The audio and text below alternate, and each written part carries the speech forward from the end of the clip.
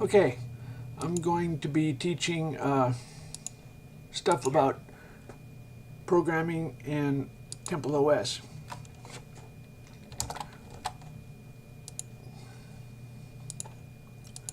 So,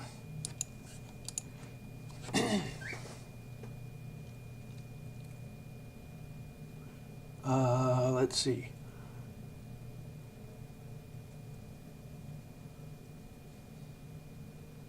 Well, just a moment ago, continuing with what we were doing,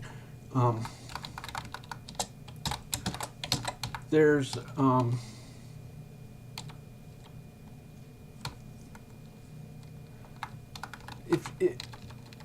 if it encounters a let me show you the in the compiler where it parses statements. They have what are called grammars, which an example of a grammar is this is what you might think they teach you about registers and assembly language in a, if you take a compiler course. What you're going to learn about is grammars and parsers. You're not going to learn about registers and optimizations. You're going to learn about grammars and parsers and stuff.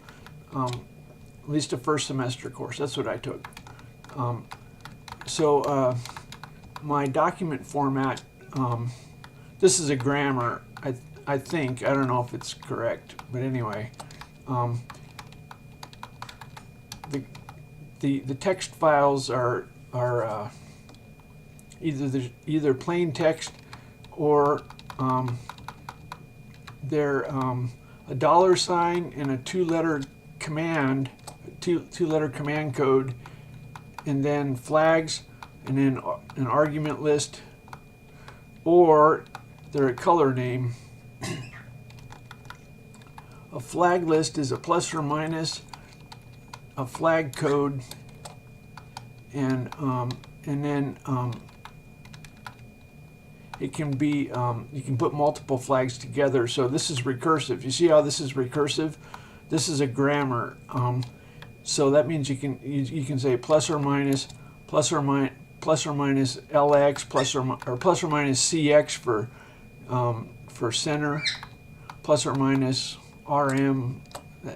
Anyway, so this is a grammar.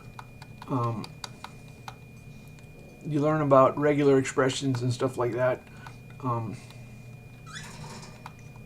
An argument list is an argument code, an equal, and then an expression. And you can have a comma and then an argument list.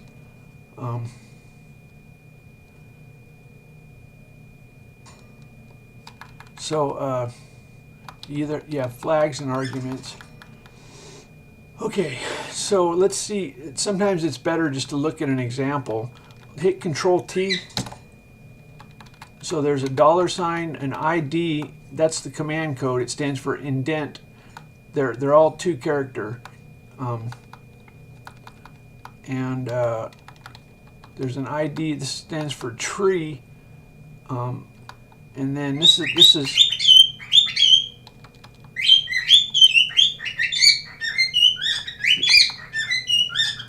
is the tag.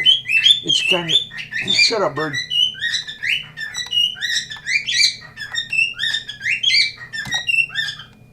This is a link.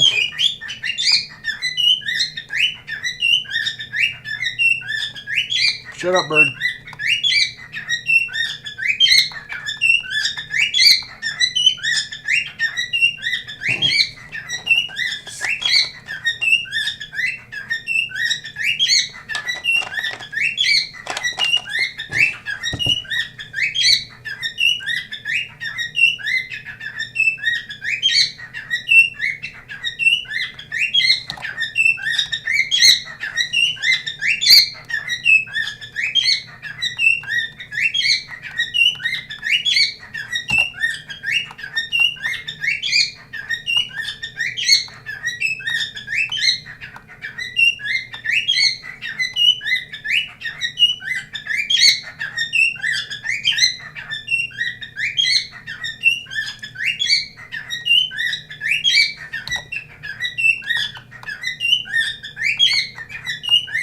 Okay, you see this has a...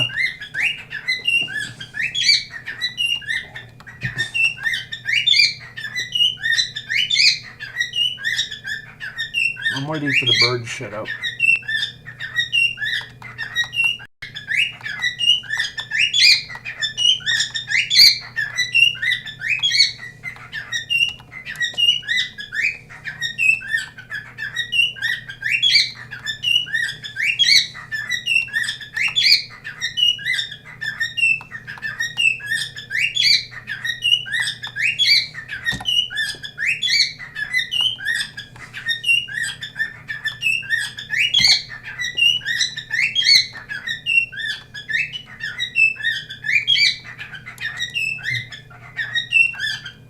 Okay, so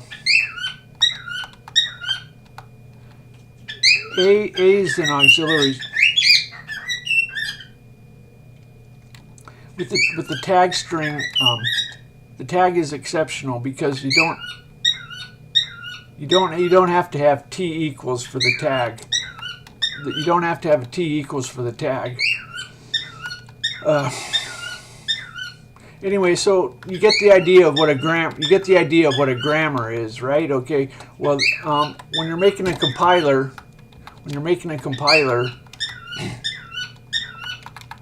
a statement is the most.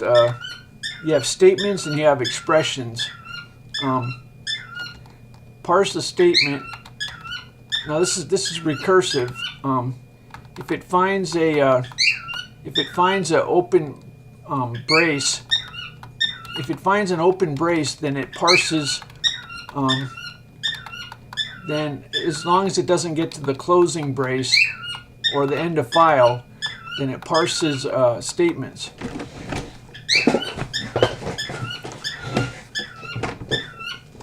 So this is recursive. And we need to keep track of the number of tries and the label for a break. Anyway, so now, if you wanna know how my I haven't written a grammar for this. God, I hate that bird. I'm gonna kill that bird.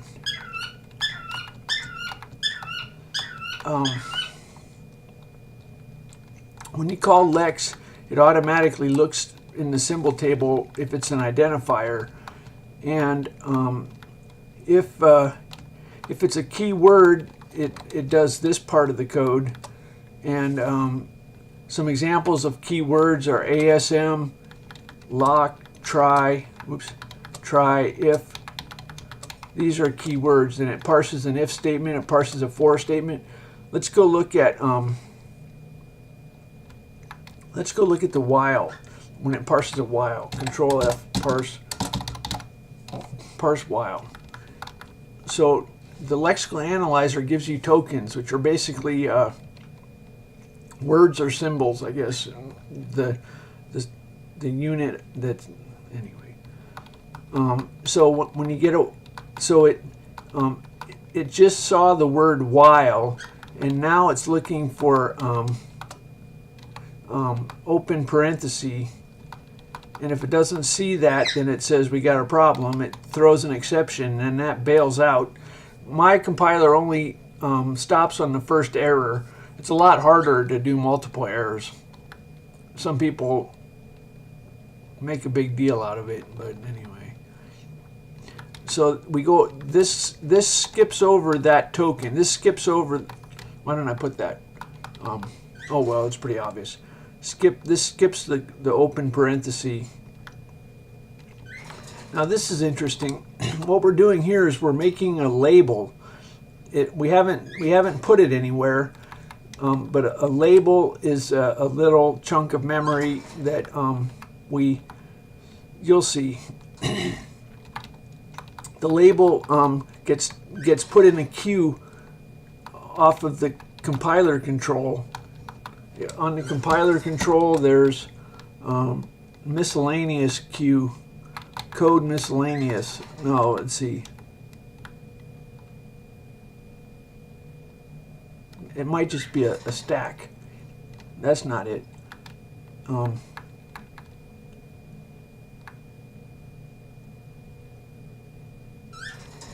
Is that it? That can't be it.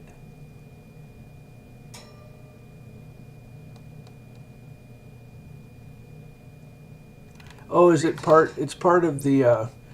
Okay, it's part of the sub. There's a context. No, it's yeah, it's part of the code. Fuck it. Okay, this is a code miscellaneous. This is some of the examples are labels, and no, it's not. Yeah, it is. No, it's not. No, wait. No, it's not a code. The labels are not code. It is a code miscellaneous.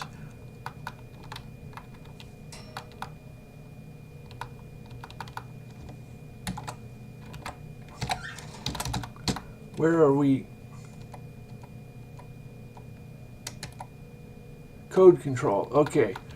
So when we're generating code, sometimes we save the context because sometimes you move blocks around, and the blocks of code have it's a bunch of intermediate pointers, and they also have some miscellaneous items that go along with the code, like a string constant and stuff like that, and a jump table, like for a switch statement. Anyway, so we're calling out that we need a label. We know we're going to come, and we put a label. This generates an intermediate code. So we make a label, and we have the pointer. Then what we do, this is a while, okay? So at the open, we parsed the open. We marked the point that we're going to jump back. We marked the point that we're going to jump back to. We mark the point that we're going to jump back to. Then we parse an expression, and then if it's not a close, we have a problem. Then we skip the close parenthesis, and we make another label, which is this is after the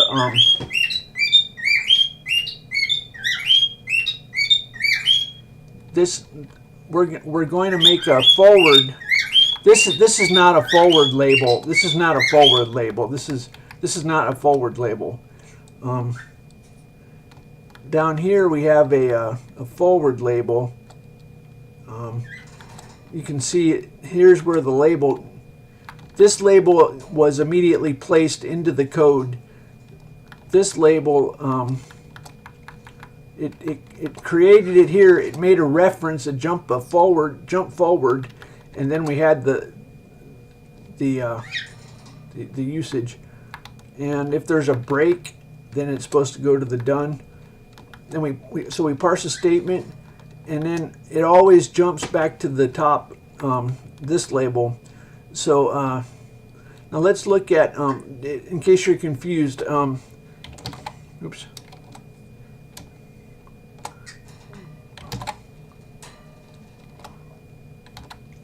Let's make a while. Pass trace I64I while.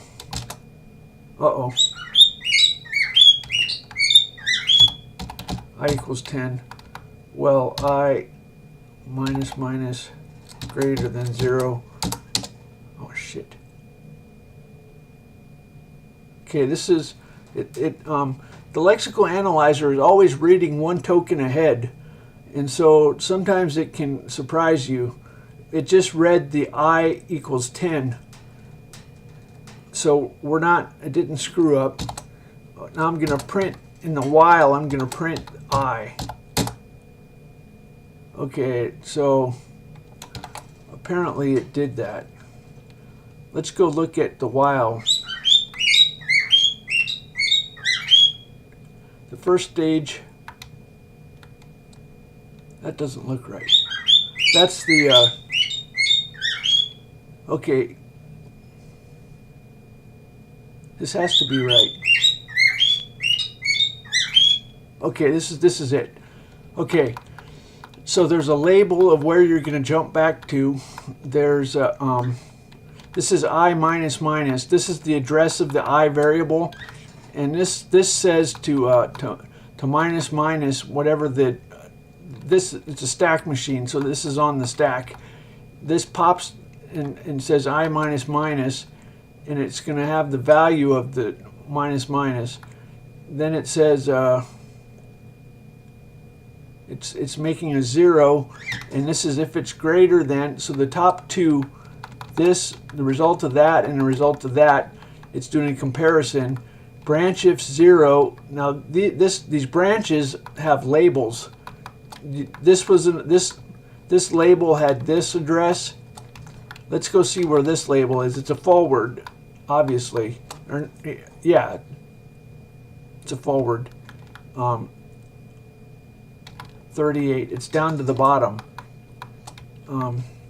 This is for the print. You see when we did print %d, we have to do the print statement. So we push. This is the address of I. We're dereferencing I, which is the address where there's one item on the list of printf. It's a variable list of printf items. This is the string constant. That's a miscellaneous item. Then here's a call. This happens to be, this is the address. It happens to know it. Okay, it's just in time. Anyway, this is the call of this is the function call for print. This clears a stack. We use the normally. Okay, these are pushing on the stack, and this clears it. The three item, each item is 8, and so this is 18 is 8 and 8 and 8. It's hexadecimal. So the three items are this. The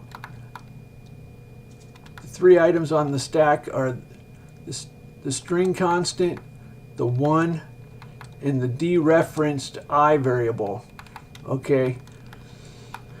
And then here's a jump, and then this is a label. We have to go look for this label.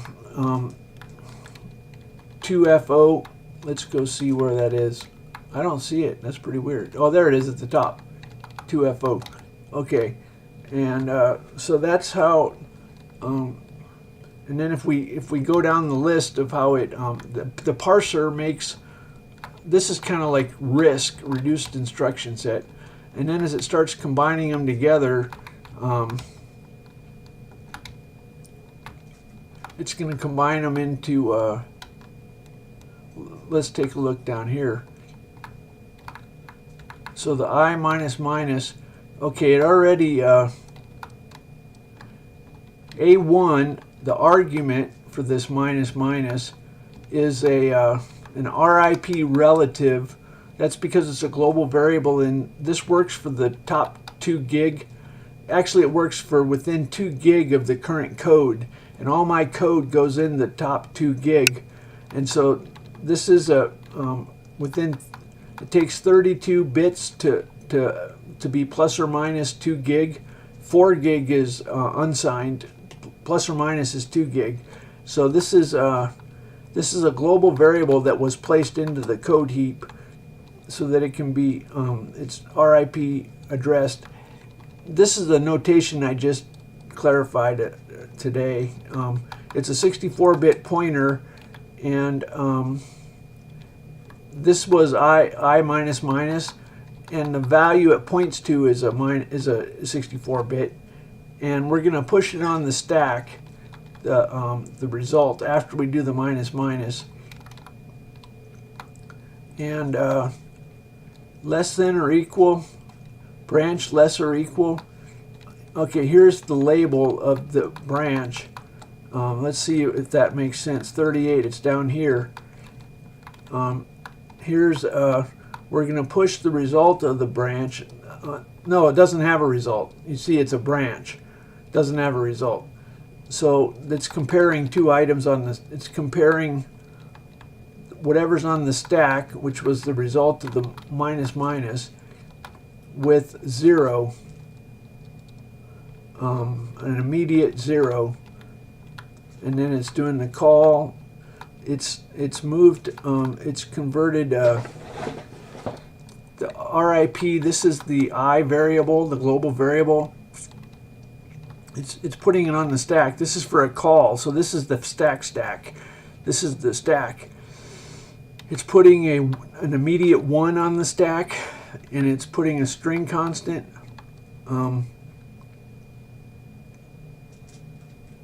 Push. Result.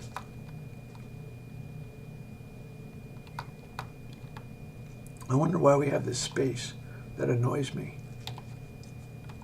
Okay. Oh, that's the. This is the type. Okay. I should separate the type from the arguments. I'm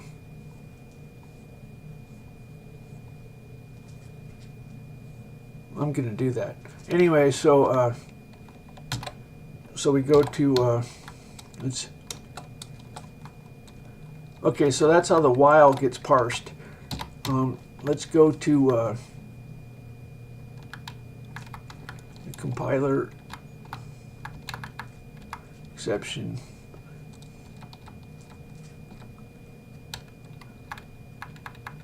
Okay, so we print a space. I want to print a that was an extra space, wasn't it? We got a space on the end of this. We don't need a space. We need a this is a single character. I'm going to show you what's going on with these little things here. Anyway,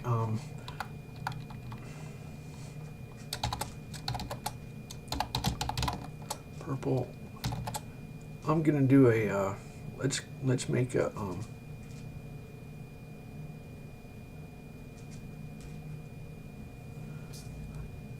I want to use I could use a pipe, but that's getting confusing.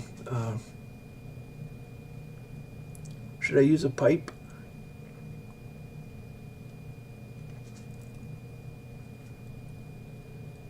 How about a colon? Colon? Just a colon. What do I call it? Type? Class. Anyway, how about just a colon? Space. Okay, so escape.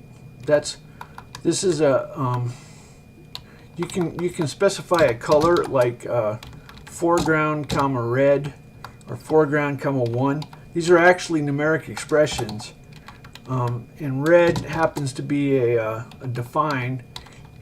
And there's a shortcut. If you just have a color by itself, that's the color. If you just have foreground with no value, it's the default. So you can define the default color. You can redefine the default color. FD is foreground default.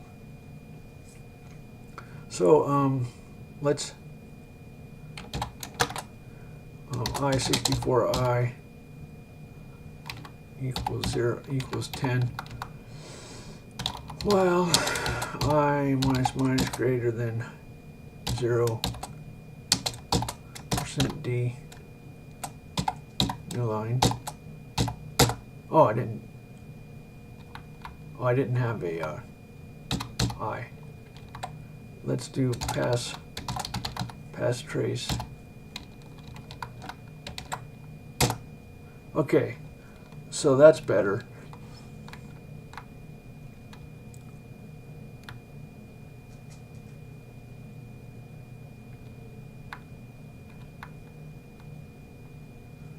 I'm going to get rid of the space.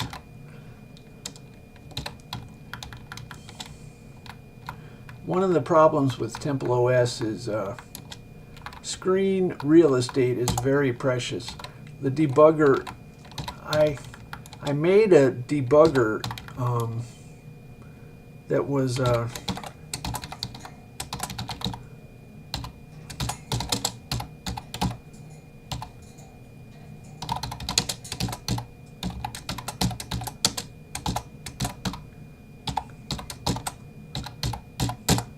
I made a debugger that was working pretty well.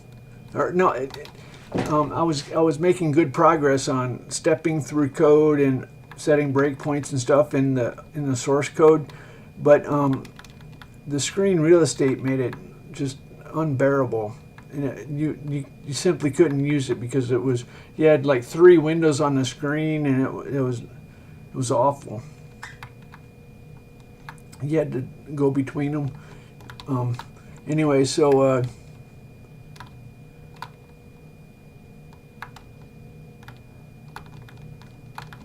that's better. Okay, so I should call that colon. You know why? There's a reason why. Because that applies to it makes a little in the C++ language. Colon is global. Simply be, I don't know. Oh well. Let's make it colon. You want to make it colon? No, it's okay. Screen real estate. Okay, so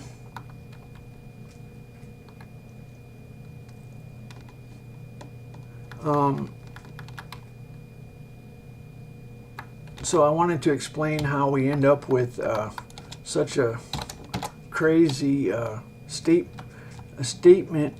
Okay, so when it's parsing a statement, it can be a keyword like while. Now it extern import and so forth and so on. If it's not a keyword, an identifier has been found and it's in the hash table, but it's not a keyword. So what is it? Is it a type? If we're at the global scope, or even a local scope, if we're parsing statements in a function, this means it's a function. Then it parses a local var list. Otherwise, that's if it's static. If we had the keyword static previously set. This has this is a state machine, and some of the, if the previous word was static, we can actually look at that. That should be pretty easy. If there's a keyword static, it's going to set a state flag.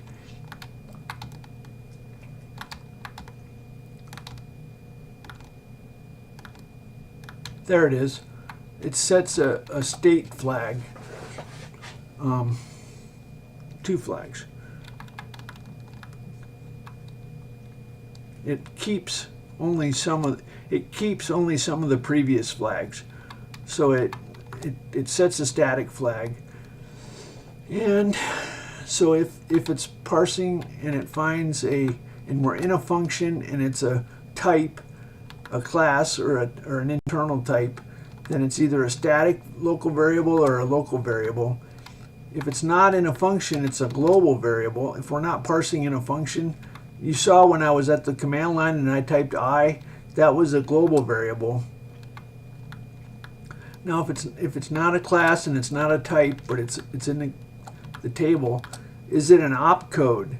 This is where my compiler is batshit crazy. This boggles people's minds. Normal people don't do this, but I do it.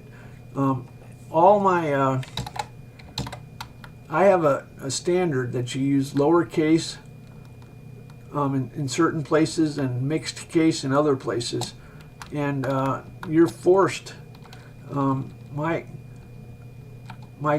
opcodes are uppercase, and as long as you shouldn't really have a problem. They shouldn't. You won't have a collision in your namespace. I don't have any issues. So all the opcodes are what would you call them? Hot or something? I don't know what you want to call them.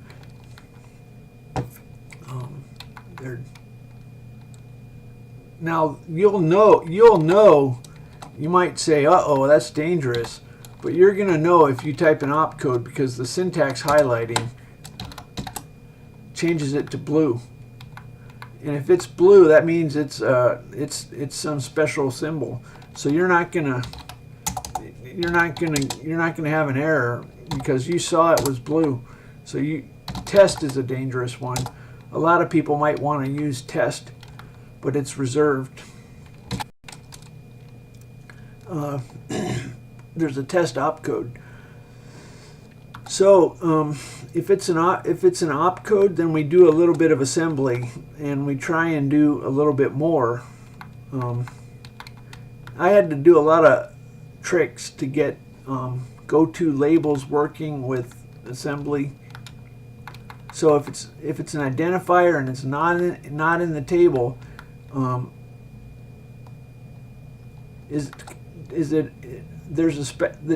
the global labels are not in the hash table. Those are a local list. I think it's a miscellaneous. I think this searches the miscellaneous. Next miscellaneous, yeah. So there's some miscellaneous items. Go to labels. That's a linear search. So if you had 100 of them, it might start taking not very long. Anyway, that's a linked list, I guess you want to call it. So if it doesn't find the global label, then it's if it's a duplicate, what? Oh,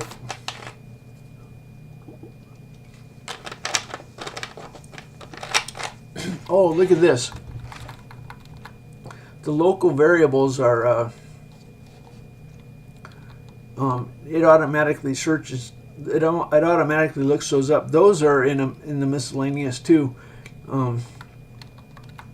So if it's an identifier that's not in the hash table, but it's a local variable, then we jump down and parse an expression. It's an expression. If it's a go-to label, and if we did not find it, then we make a new one. If it is defined, why do we do that? Duplicate. Oh, okay, that's why. If you need to say go to if it's already defined. So if you make a duplicate, we generate an error. And when we make a go-to, we make a forward reference. And this, we found the forward reference, and if we found it and it was already defined, but if we found it and it was not defined, then now it's defined. And we add, this is where the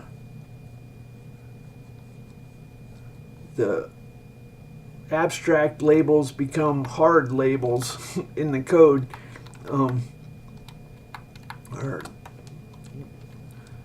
This is where they're placed in the code. So now that global is in the code, and we need to. So we're defining a global label, and we better have a colon, and we're going to skip it. We skip. This goes past the. We just read the label. Now we're going to advance past the label, and the next symbol ought to be a colon. And if it is a colon, we skip the colon. If it's not a colon, we get an exception. And if we could have put this a little bit sooner, but if we're not in a function, then you can't have global labels. That doesn't really mean anything. And if it's not a comma, okay, so commas are kind of a strange, you can have multiple statements with commas. If it's not a comma, we're done. Okay, anyway, now you know how if it was a keyword, we already dealt with that. If it was a If it was a local variable, we jumped ahead and parsed an expression. If it was a go-to label, we dealt with it. Now, what if it's a string? Oh, what if it's a string is like double quote, this is a string. What if it's a string sitting on the line? I said, heck, I can make that a printf. That doesn't collide with anything. That doesn't, if you have a, anyway, so, and then what about a character constant? That's like, for example, well, I do something strange. Look at this. I have 8 characters in my character constant. What I did is I started, if you put a U64 with up to 8 characters, it will print them out one at a time and shift them over. And so this is a trick I learned at Ticketmaster, doing strings in big integers. It's fast, although I don't think it would be noticed. Anyway, so if it's a character constant, then this is a function call, and we're going to let it know that we're passing a string, that we just had a string. So in there, in here, it's going to code a call to printf. It's going to code a call to printf. So the compiler has printf built in. If it's not the end, then we're going to try and parse an expression. That's what it is if you just get some number or something on the line, it's an expression. Usually assignments, you know what I'm saying, or maybe plus plus, I plus plus or something. So it's an expression. And then finally, a statement has to have a semicolon, unless we're special and we're not looking for a semicolon. It better be a semicolon, and we skip it. Otherwise, unless it's a comma, we have a problem. Commas let you combine multiple statements. And then we loop back around if it's a comma. Otherwise, if it's, what is that? If it's end of file, go to done. You know, normally oh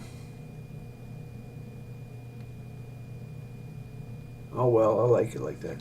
Sometimes I put the short ones next to, ooh.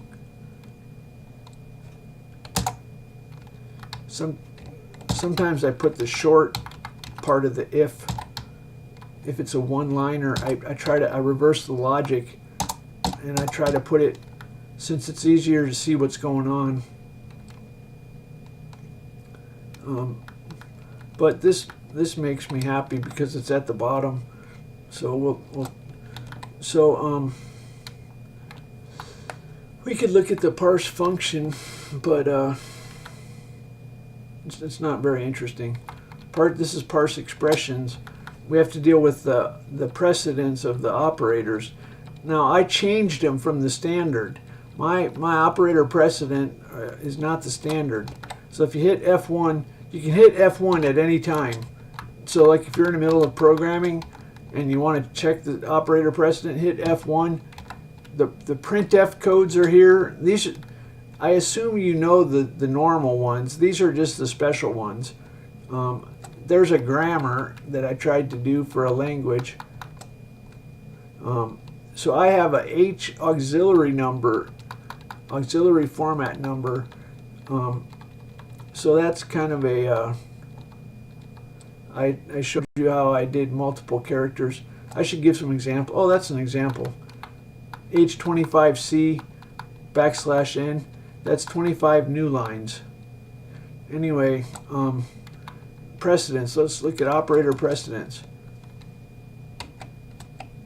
I changed it. I put bit shift as the highest precedence. They made a mistake when they made the C language. Anyway, I think normally they put it, I don't even know what it is in C. I think it's either here Might even be here. I forgot. I added an exponent. You can raise a base to a power. It's a floating point exponent. I think that's all I don't even remember. I got rid of the question mark. I used to have the question mark, but everything in my compiler was two arguments, and it really made a mess when I was doing some stuff. So I got rid of the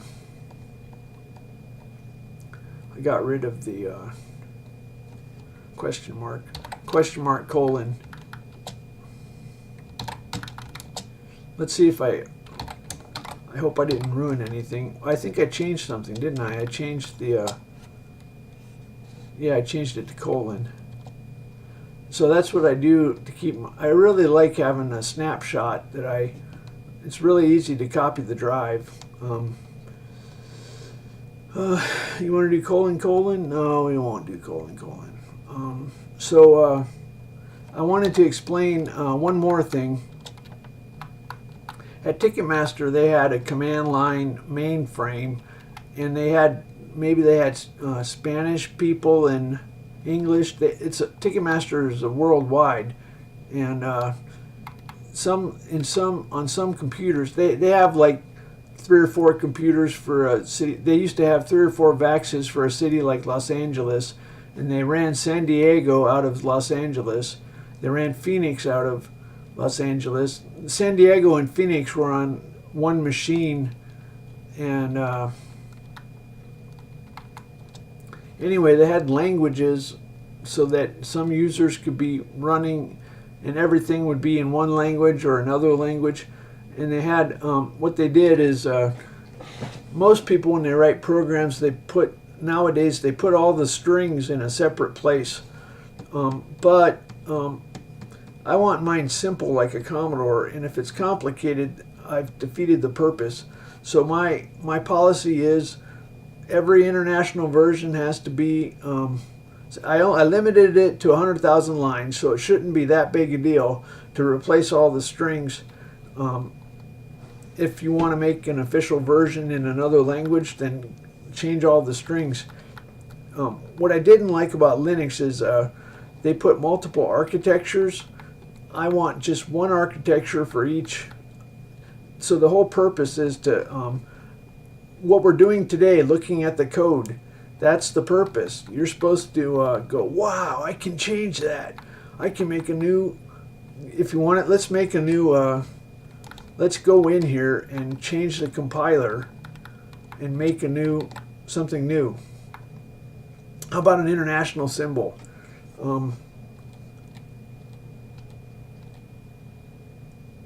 What do we want it to do? So we get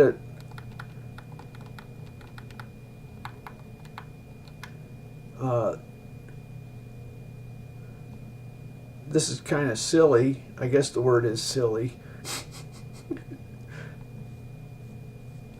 We could make a new operator, but we're not going to do that. Let's make a new international. How about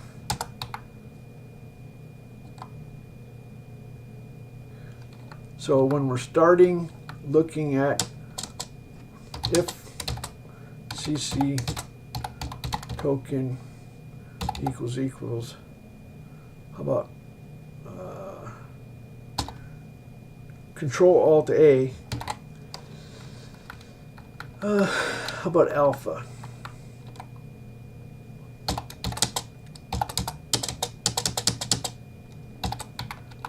Then we can say you want to put some code?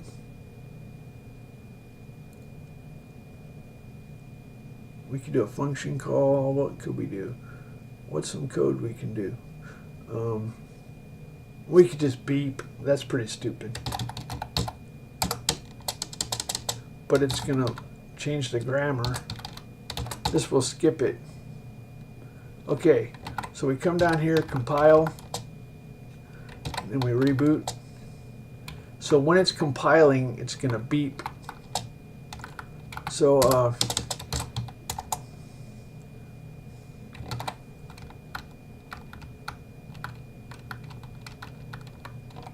alpha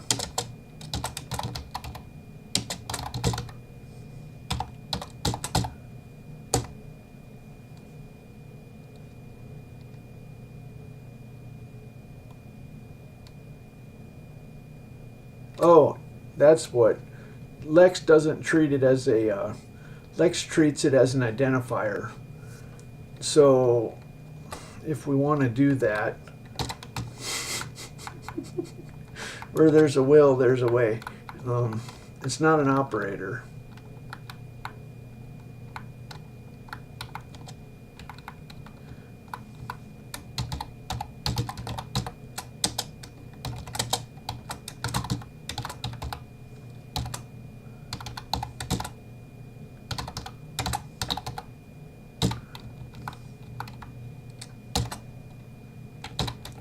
So if it's an identifier and the current string is a alpha,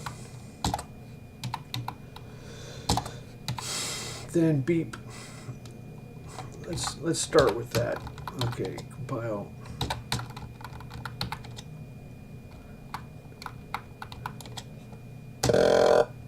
When we compiled, it beeped.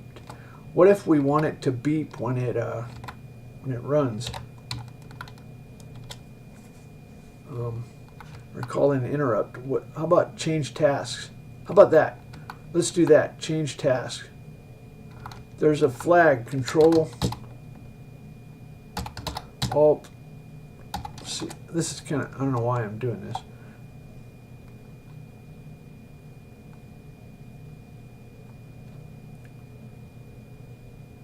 There's a flag. Control. If in the scheduler, there's a Control Alt sys flags, Control Alt test sys flags.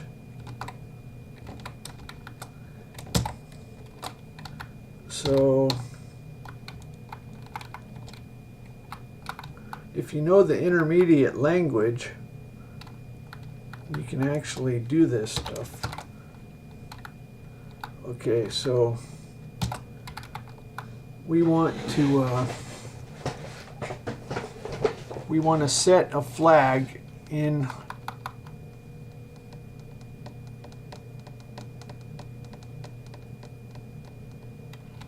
so we want, normally you would do this at runtime, a fixed variable, but if that is in the same location, we can put a number. Okay, we're going to do the bit. There's a there's in the list of bit test and set, locked bit test and set. These are assembly instructions that I've also bit test and set. So it has two arguments. So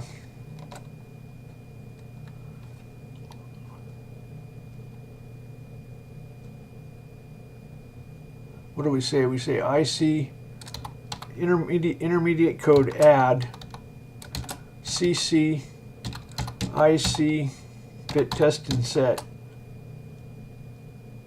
and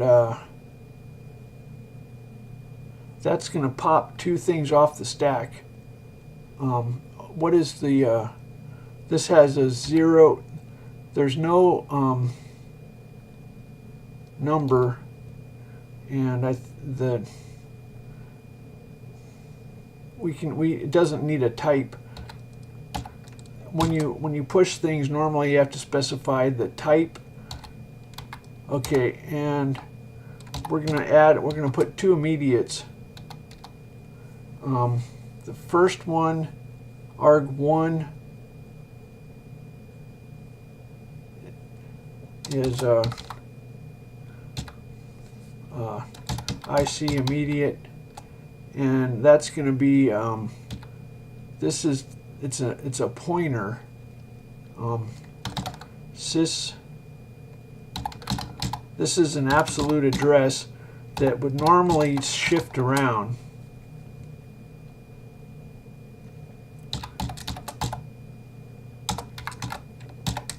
And then this is the flag number. sysf. I put a lowercase f if it's the number and not the value. If it's the number of the bit, I put a lowercase f. Control Alt Tab. So let's see if this code's right.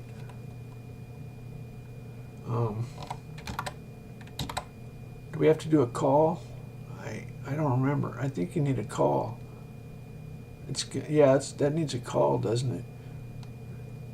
It needs a call start, call end. Let's see what happens. Okay.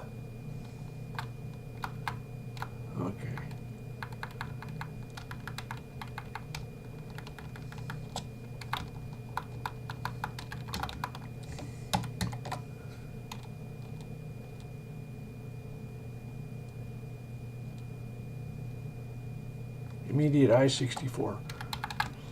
I think we need a call. It might work.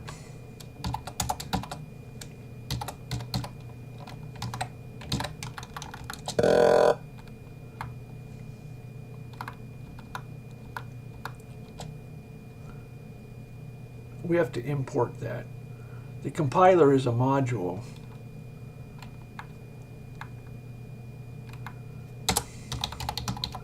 Import, I think it's an I-64. We can call that an I-64.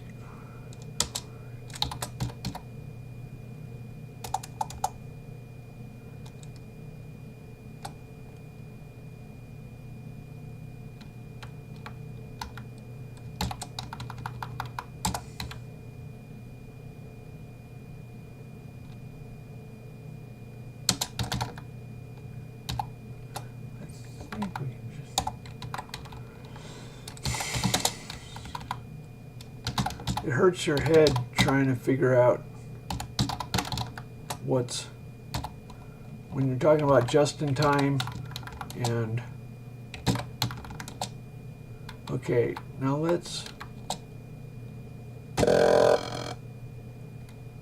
got a beep. Why did we get a beep? Do I still have the beep in there? Okay, let's pass trace.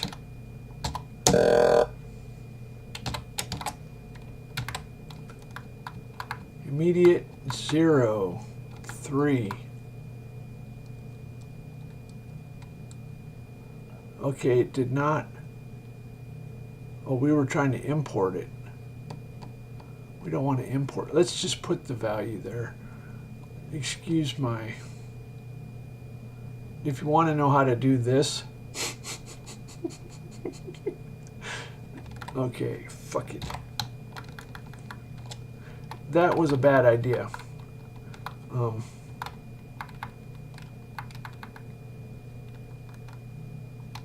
What we want to do is, right now, there is a value for sys. What was it again? Sys control alt flags.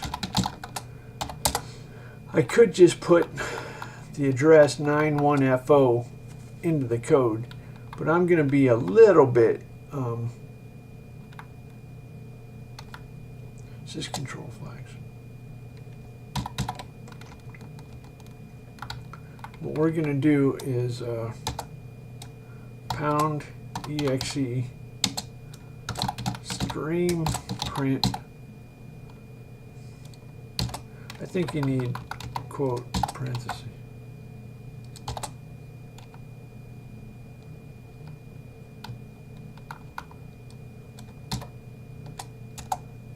%x.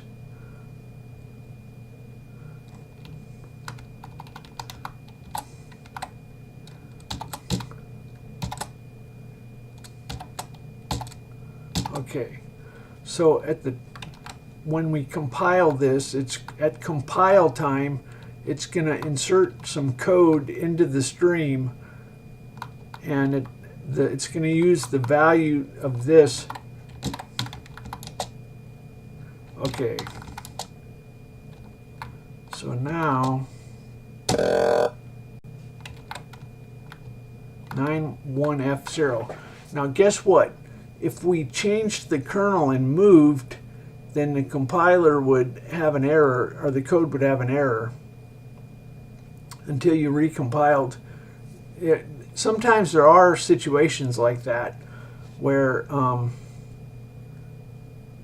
anyway, so let's see if it works. This is supposed to change the current window. The Control-Alt-Tab, Control-Alt-T changes the focus. So what it should do is change the focus off of the pop-up. Let's do it at the command line. It didn't work. Did we run it? It did hello world. Perhaps we restored focus with keystroke up or something. I don't know. Let's see. How about Control-Alt-Delete? How about Control-Alt-Escape? How about that? That will. The tab is kind of. I'm not too surprised.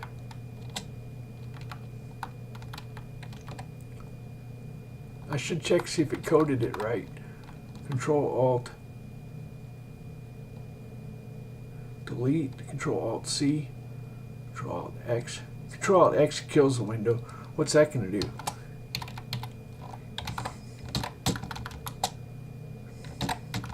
You have to reboot to make the new compiler go. Let's see if it kills the window. It didn't kill it. What the fuck? I don't think it's coded right. What is the assembly code?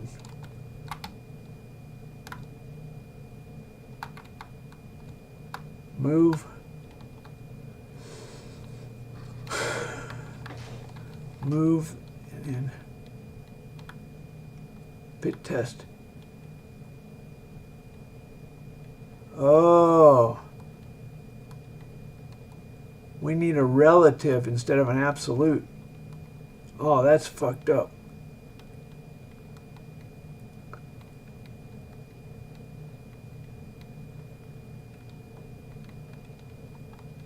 Okay, that means it has to be RIP relative.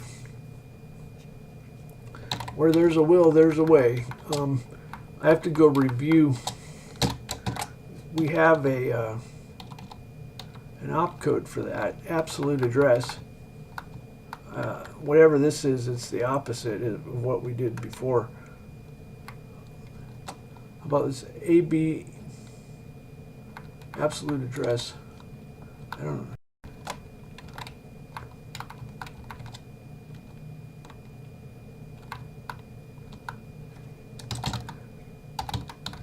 I don't know if this is going to work.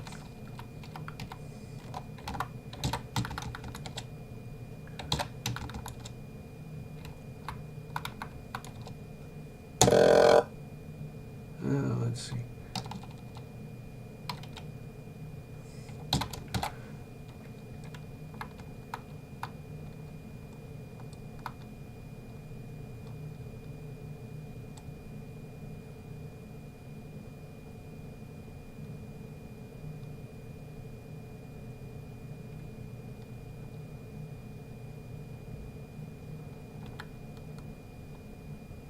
We got the statements backward too, didn't we?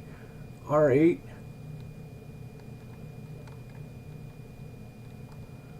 Damn, I don't really.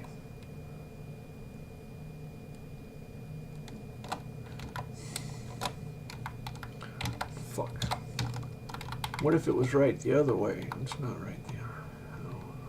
Oh, that's an absolute address. That's correct. That's correct. That's gonna work. We just got it backward.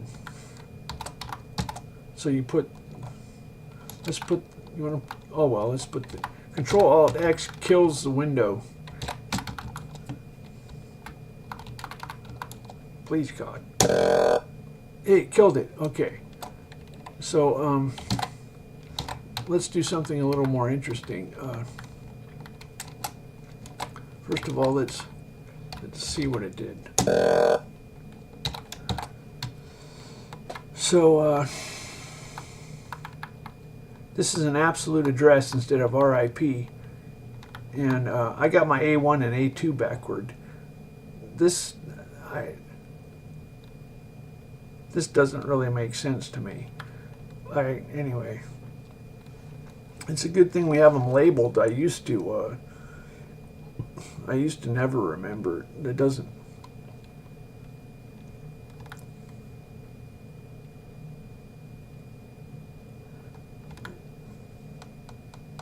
So it's not very efficient. You have to make that. You can't have an immediate. The immediate 2 is there. Oh, look at that! It's got the immediate 2 on the bit test instruction. Bit test and set. So it's looking for the result. We can set no result. We don't need the result. I think we can tell it that.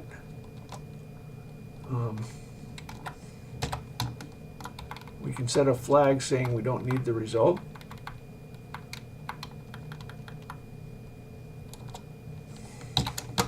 I think this add takes flags. Flags after the class. So that's the class. ICF.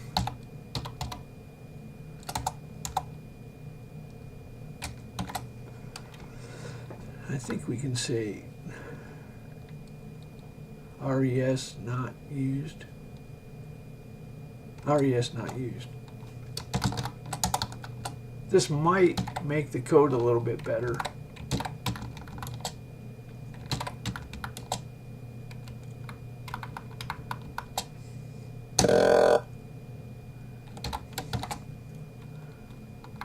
What do we do? Kill the task? What do we? Oh, how can we have a window?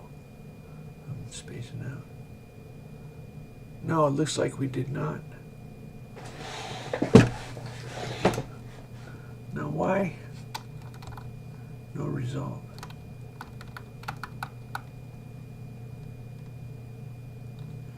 Shouldn't that, we can do without that. Quite on. Are you serious? What is normal?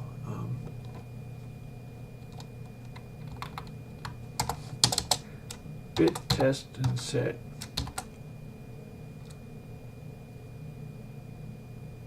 Sys.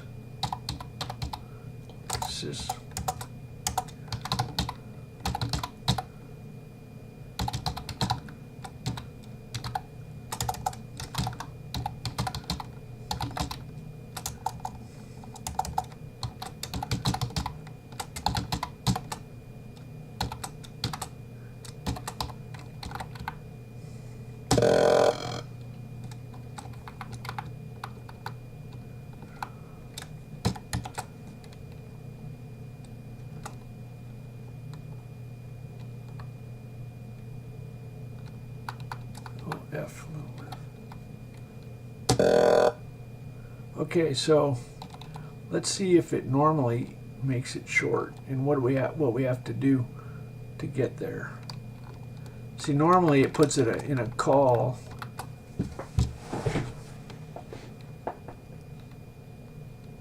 And because that's a built-in function.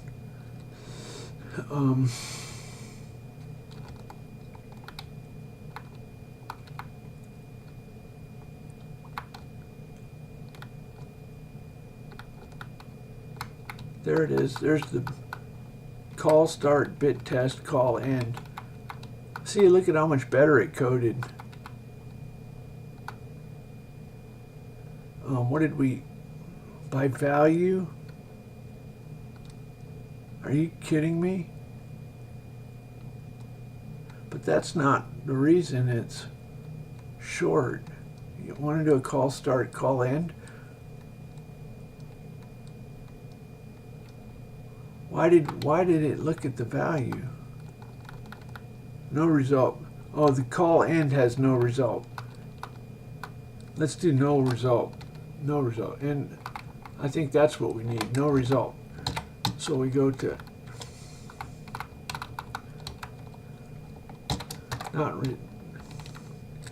no result.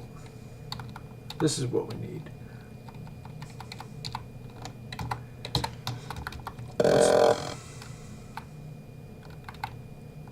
Hey, quit that.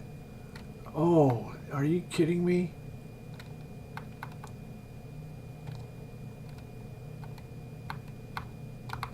Oh, look at that. Result not used.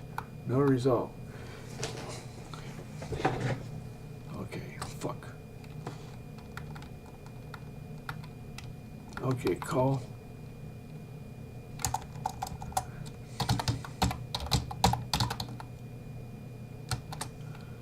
Okay, so we need a, it treats this as it does a few things.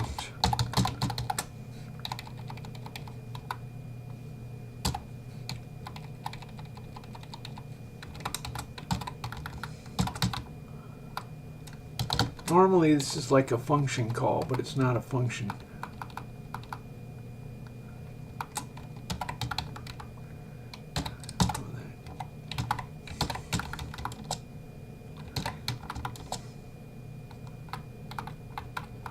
I don't know why. Some of the,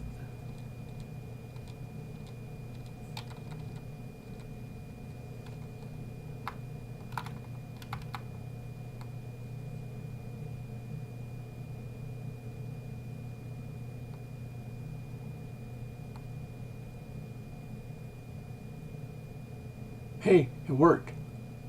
The first absolute address. We don't have the result being used. Okay, there's the optimizer looks for the call start and call end. That's just how it functions. When it optimizes, it looks for those. It looks ahead to see if the result is used. Okay, so do you understand? So we just made a language, a change to the language. Let's get rid of that beep. I don't like that beep.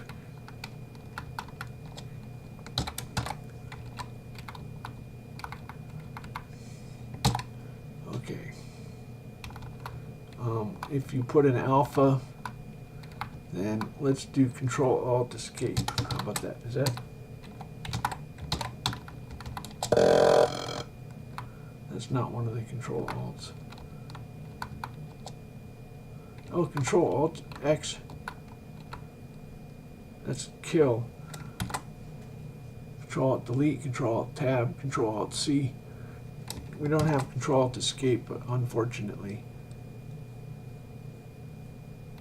Let's see what Control-Alt-Tab does. It should change the focus.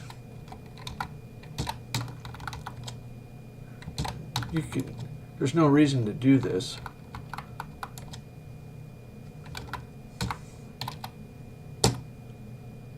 Look at that. See, now we're on the other window. So it changed the focus. So every time an alpha occurs, what's that going to do? Do it twice? No, it's just going to set the bit twice. Oh, now we're starting to get, this is what happened. These are internal compiler errors.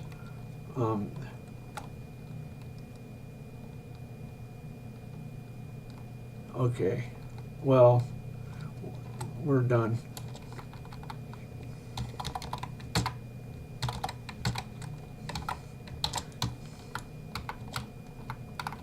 So,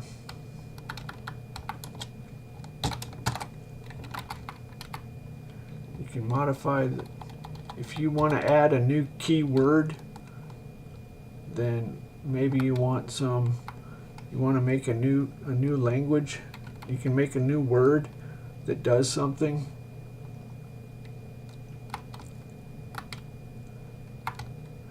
So I wanted to make it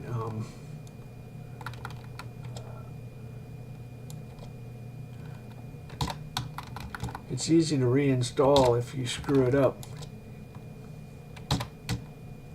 So let me stop for a little while. I'm going to put this on my website. Sometimes